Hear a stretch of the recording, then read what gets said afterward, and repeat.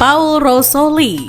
Belum lama ini, seorang pria asal Amerika Serikat yang bernama Paul Rosoli sedang menjadi pusat perhatian karena memberanikan diri dimakan oleh ular anaconda sepanjang 6 meter dan tetap hidup. Menurut laporan, aksi berbahayanya ini dilakukan demi sebuah acara televisi Amerika Serikat. Dikatakan jika Rosoli yang seorang ahli reptil dan amfibi serta ahli tumbuh-tumbuhan ini menawarkan diri untuk ditelan hidup-hidup oleh anaconda yang dikenal sebagai ular terbesar di dunia. Biasanya anaconda akan melilit tubuh mangsanya dengan sangat erat sebelum menelannya bulat-bulat. Oleh karena itu, misi Rosoli ini sangat dipersiapkan dengan matang dan menggunakan baju khusus yang dirancang akan melindunginya dari lilitan maut ular anaconda. Meskipun begitu, Rosoli sendiri bersiap untuk kemungkinan terburuk ketika melakukan hal tersebut. Menurutnya, ide ini datang setelah bertahun-tahun ia bekerja untuk menyelamatkan habitat hutan lebat. Untuk menghindari tercekik dan kehabisan nafas, para ahli merancang pakaian khusus dari karbon fiber yang dilengkapi dengan sistem pernafasan khusus, serta dipasangi kamera dan alat komunikasi. Misi ini bukan dilakukan tanpa perjuangan, dan Rosoli sendiri bersama timnya berjuang terlebih dahulu untuk menemukan anaconda besar di tengah hutan Amazon di Peru selama kurang lebih 60 hari. Hingga akhirnya mereka menemukan seekor anaconda betina dengan panjang 6 meter. Anaconda ini awalnya menelan bagian kepala Rosoli dan dibutuhkan waktu lebih dari 1 jam bagi Rosoli untuk akhirnya berada di dalam perut ular raksasa ini. Dalam periode waktu tersebut, Rosoli terus berkomunikasi dengan timnya. Meski mengaku takut dan khawatir terjadi kesalahan, namun Rosoli tetap bersemangat menjalankan misi mengerikan ini. Meski aksinya ini menuai kekaguman dari banyak orang, namun Rosoli juga menerima kecaman serta kritikan keras dari organisasi pecinta hewan termasuk PETA yang menyebut anaconda ini disiksa dan menderita demi rating acara televisi. Tidak hanya itu, bahkan Rosoli menerima sebuah ancaman pembunuhan. Menjawab kritikan tersebut, Rosoli menyatakan bahwa timnya sangat berhati-hati untuk tidak membahayakan ular anaconda betina ini. Selain itu, ia juga menegaskan kalau ular anaconda yang menelannya itu dalam keadaan baik setelah menelan dirinya. Dikatakan jika aksi yang dilakukan ini dimaksudkan untuk menggalang dana bagi kepedulian terhadap hutan Amazon serta penelitian bagi ular anaconda itu sendiri. Michael Packard. Belum lama ini, ada seorang pria bernama Michael Packard mengaku telah ditelan oleh seekor ikan paus bungkuk lalu dimuntahkan lagi dan selamat. Menurut pria tersebut, dirinya ditelan oleh ikan paus bungkuk besar di perairan laut Provincetown, Massachusetts, Amerika Serikat. Meski begitu, cerita dari pria yang berprofesi sebagai pencari lobster ini diragukan oleh dokter yang merawatnya. Menurut laporan, Michael Packard mengaku berada di kedalaman sekitar 13 meter untuk mencari lobster jenis crustacea. Namun tiba-tiba ia merasakan ada sosok makhluk besar yang mendekatinya. Setelah itu, pria ini mengaku telah berada di dalam mulut ikan paus yang mencoba menelannya bulat-bulat. Berada dalam posisi tersebut, pria ini mengaku bahwa ajalnya telah tiba.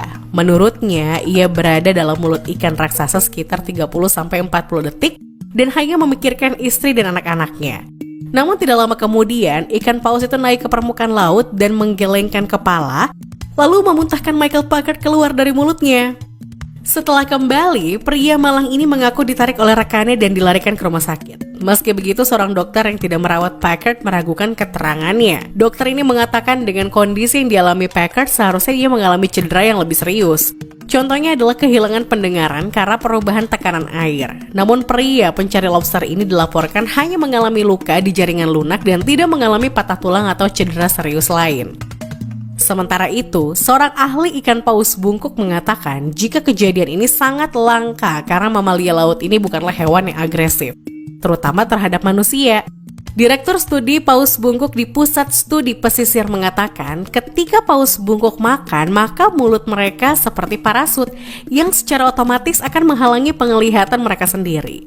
Namun, kasus paus bungkuk yang melukai penyelam sangat jarang dan hampir tidak pernah terjadi.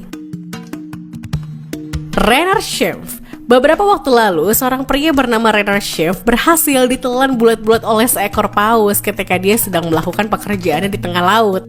Dikatakan jika pria tersebut merupakan pakar konservasi laut yang sedang mengamati pergerakan ikan sarden di lepas pantai Port Elizabeth, Afrika Selatan. Peristiwa yang terjadi itu membuatnya secara tidak sengaja terseret ke dalam mulut seekor paus Bites. karena dirinya mengatakan jika saat itu seluruh tubuhnya sudah berada dalam mulut paus tersebut dan hanya kakinya yang masih berada di luar. Saat itu wanita bernama Silk yang merupakan istrinya dan seorang fotografer menyaksikan peristiwa mengerikan itu dari atas perahu mereka. Dalam kondisi tersebut, pria malang itu menjelaskan jika ia merasakan tekanan di sekitar pinggangnya dan saya langsung tahu apa yang sedang terjadi. Selain itu, ia juga menambahkan jika paus itu secara tidak sengaja menelannya bersama dengan santapannya, yaitu ikan sarden. Rainer, yang seorang pakar konservasi kelautan dengan pengalaman 20 tahun mengatakan peristiwa itu hanya berlangsung beberapa detik. Sesaat kemudian, paus tersebut menyadari kesalahannya dan membuka mulutnya sehingga Rainer bisa keluar dari dalam mulut paus tersebut. Akhirnya, Rainer berhasil mencapai permukaan laut dan bergabung kembali dengan rekan-rekan penyelamnya yang sebagian besar tidak mengetahui peristiwa luar biasa itu. Dikatakan jika paus Brights dewasa bisa mencapai bobot 30 ton dan bisa memangsa plankton atau ikan-ikan kecil. Rasanya ditelan paus. Bagi umat yang beragama Islam pasti mengetahui tentang kisah Nabi Yunus yang ditelan bulat-bulat oleh seekor ikan besar. Dikatakan bahwa beliau memiliki mukjizat yang cukup unik, yaitu selamat setelah ditelan oleh seekor ikan raksasa. Dalam perut ikan terbesar di lautan itu, Nabi Yunus terus berdoa kepada Allah SWT. Setelah 40 hari berada dalam kegelapan, beliau berhasil keluar dan melanjutkan dakwahnya. Nabi Yunus bisa selamat dari dalam perut paus karena mukjizat yang diterimanya. Tentu tidak ada bukti ilmiah yang bisa menjelaskan kuasa Tuhan yang absolut tersebut. Meski begitu, para ahli menjelaskan bagaimana rasanya ketika seorang ditelan oleh seekor ikan paus. Namun sebelum itu, para ahli menjelaskan jika tidak semua paus mampu menelan manusia secara utuh.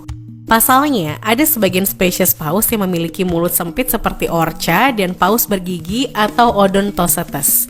Lain halnya dengan paus biru yang merupakan salah satu makhluk dan spesies paus terbesar di dunia. Panjang tubuhnya 25 meter dan beratnya 150.000 kg. Para ahli mengatakan jika mulut paus biru bahkan bisa diisi oleh 400 hingga 500 manusia dewasa.